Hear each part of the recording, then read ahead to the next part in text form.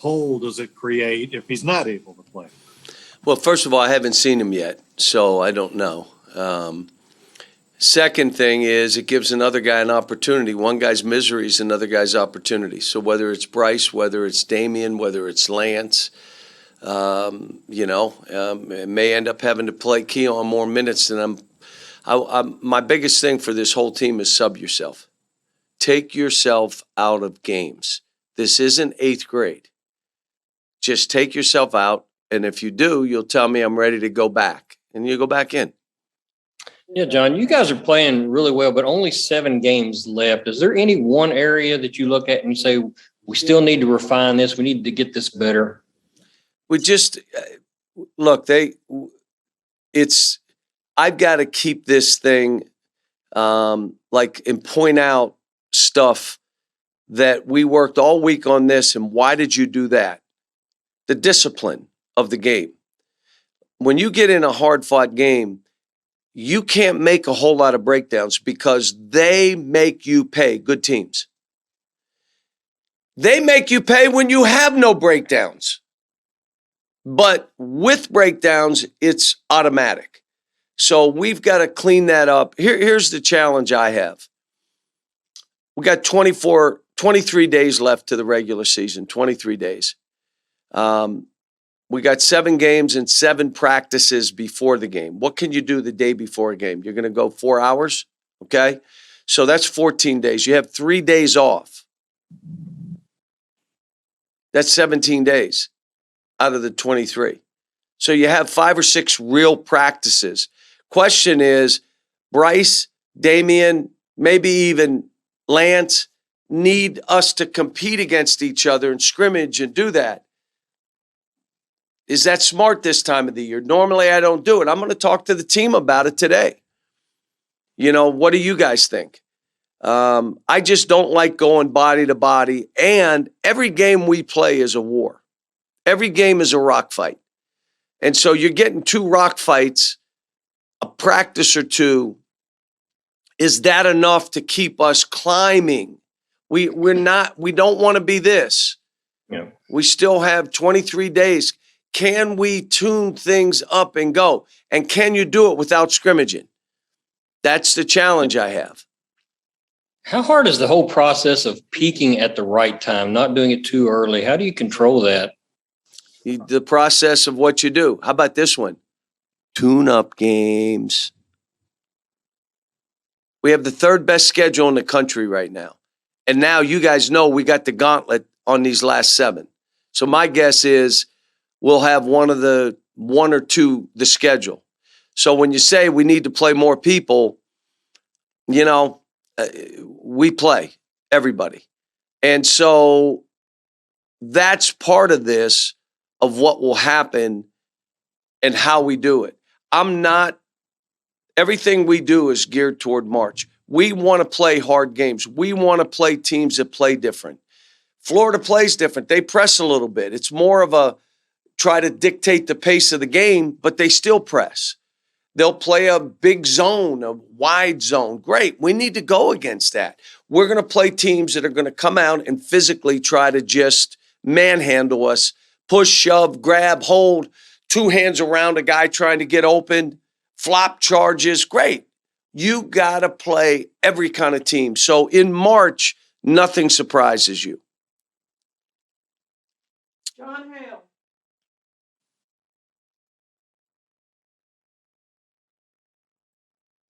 John, we can't hear you. All right, we'll go to Dick Gabriel. Yeah, John, you mentioned this not long ago, but teams are obviously just camping out around Oscar as though to say you are not going to beat us on the boards. Is there anything you as a staff can do strategically, or is it just a matter of your kids sticking their nose in and helping? Well, I'm saying we're going to end up getting 40 rebounds. So even with what they're doing, he's getting 15. That's ridiculous. Okay? Do you really want him to get 40? Somebody else got to go in there and rebound. And that's why we're telling whether Jacob or Keon, their number one thing. If Bryce goes in and he doesn't rebound or they jerk rebounds from him, it's a hard game to play. I don't care what he does offensively. Defend and rebound, and you'll get a chance to stay on that court. Let the guards get you shots. That's what's happened for Keon. They are making the plays for him to get shots, and he's knocking them down because he can. Bryce could be the same. Focus on rebounding and defense. But the kid, all that they're doing, and I know what you're saying, you're trying to be nice, but they're beating the crap out of him, and he's still coming up with 14. Sometimes there's 2 and 3 guys on him, which means where are the rest of you guys? Come on, get in there and rebound. Gary Graves? John, with this particular group of players, I mean, how has your advice about getting them their shots? I mean, why do you feel like this group is really responding to creating their own kind of offense and creating opportunities for themselves? Well, for each other. It's not, we had 25 assists last game. And the way we play, you're playing for each other. You're creating for each other. And if everybody's creating for the other guys, it's a fun way to play.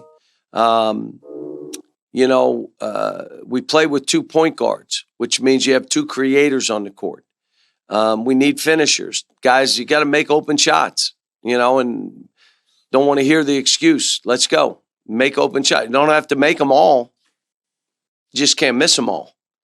And, we have a group that trusts each other, that has accepted roles. Hard in this game, man. Hard when you have really good players. We had 6 guys in double figures last game. Let's hope that continues. Like I said, Davion, I'm like, 6th man of the year. He is taking his role and he's starring in his role. Oscar is taking his role and he's starring in his role. Now, Keon being more physical, rebounding the ball, taking the clutter so he's not playing with the weight of the world on his shoulders. All of a sudden, he's starring in his role. How about Jacob? He's starring in his role. How about Steady Eddie Kellen? He's starring in his role. How about Ty and Severe? I told Ty yesterday, you got to come to us when you have plays you can make and we have to do something. I told Severe yesterday, the greatest thing for Severe, he has as big an impact on the game as anybody in it, even when he doesn't make a shot. Defensively, leading us, creating, breaking down people. He worries about making shots. Stop. It doesn't matter except to you, but it doesn't matter to our team. And when it doesn't matter to you, Severe, you're going to make more shots. But when you're feeling the weight of the world because I'm missing this, I didn't score, don't. The impact that anybody about basketball sees that he has, even when he doesn't score. When he scores, we win pretty big. Jerry, we'll come back to you. John, you may have answered this already, but you said on the radio show that this team's identity is set, and you just need to repeat it, regularly. That's it. This is how we play. What is the identity in your mind? I didn't say identity. I said we're established who we are. We're established the kind of team we are. We're established, whether it's on the road or at home, we've established that we're one of the better teams. It's established now. Now, let's see if we can improve on it. Let's see if we're playing against ourselves. And let's practice and prepare in a way that we're not satisfied. We stay hungry, yet we're humble. We know Florida can beat us. We know they're good. They won 4 in a row. They struggled without the big guy. They lost some games. Well, he was out. What if Oscar were out? We'd lose some games. So they're good. They can beat us. But speaking about Oscar, how about Oscar goes to a grade school where there are kids in town from the Congo? And they said it was off the charts what he did. Davion, I can go down the line. How does anyone talk down on any of these kids? How do you talk down on them? How about this? Talk down on the program? If you're a fan of this program, and maybe you're not, whether you're reading it or listening to it, how talking down? I mean, I don't get it, but my thing is we have the greatest fans, which makes this job what it is. They're here for our kids. I can't tell you what I'm getting everywhere I go. I can't tell you what's coming in because this program is not me. This program, I'm in a rented seat. And if anybody makes it personal, that's them. But I'm telling you, our fans, don't listen to it, don't read it. Because it's about this program. This program is the gold standard. Coach Rupp did it for 40 years. Coach Hall, all the guys that followed him.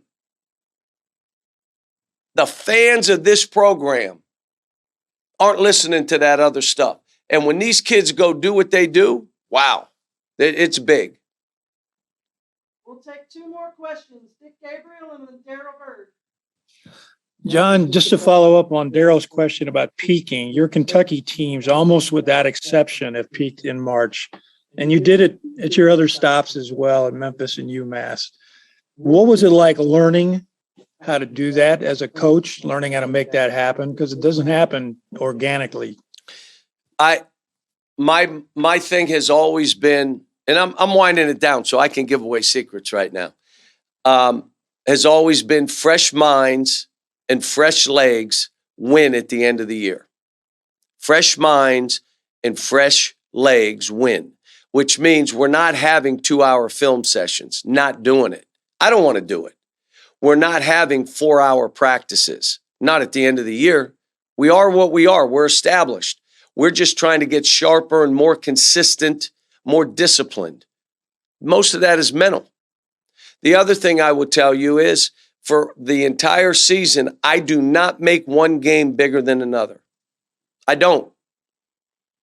You know, any game we play Louisville. Well, we didn't play them this year, but we're not making that game any bigger than Western Kentucky, Eastern Kentucky, Moorhead. We're not. Moorhead, by the way, has a big game this weekend.